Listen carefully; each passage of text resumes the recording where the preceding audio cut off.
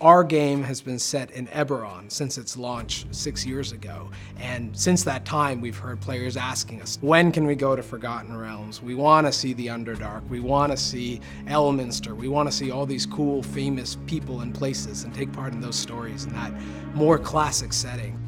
Faerun and the Forgotten Realms setting in general is more in line for a lot of those players as to what they expect out of their D&D experience. So for us, it's a big mark to hit, and we want to make sure we live up to those expectations.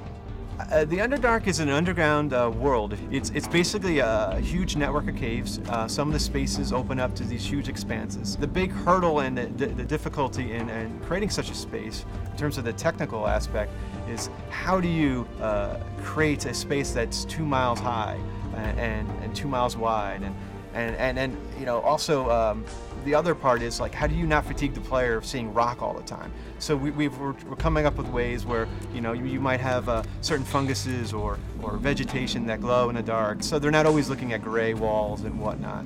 So it's very challenging in a lot of different ways.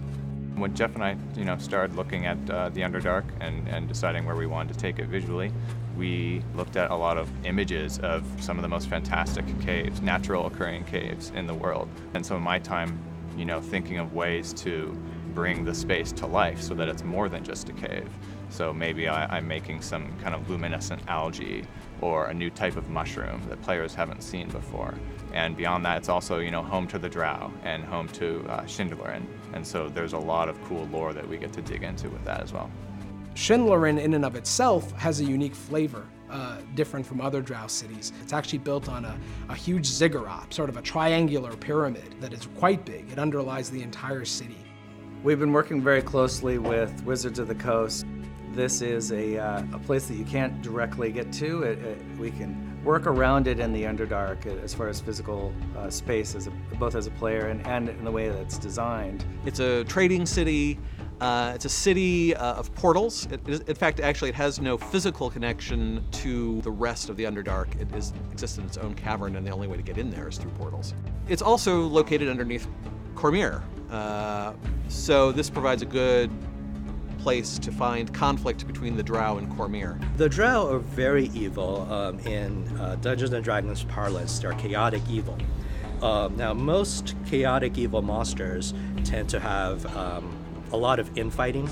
The Drow are like that, but they're a little bit more powerful and dominant. They're civilization builders. They plot against each other, they assassinate each other, or make temporary alliances to gain power. Basically, they see everybody as prey. They're all about how they can exploit somebody else to gain power for themselves. And they're very intelligent, they're high magic, they're one of the most dangerous and advanced civilizations out there, which makes them a really, really difficult enemy to go up against. Well, of course, there's a ton of monsters that we wanted to put into this release, and there's quite a few of them we got in there. So players will be excited that we have things like the Purple Worm, Dragoloth, different parts of the Drow faction, like priestesses and other different roles that the Drow are going to have, as well as Driders, which are half a Drow, half spider. Those are some of the monsters that are coming to the Underdark for sure. There may also be a brand new dragon in there somewhere. If players search through every corner of the space, they might find a nasty encounter with a new dragon they haven't seen before. It's generally a really cool space, and the monsters, of course, in the storyline are a big part of it.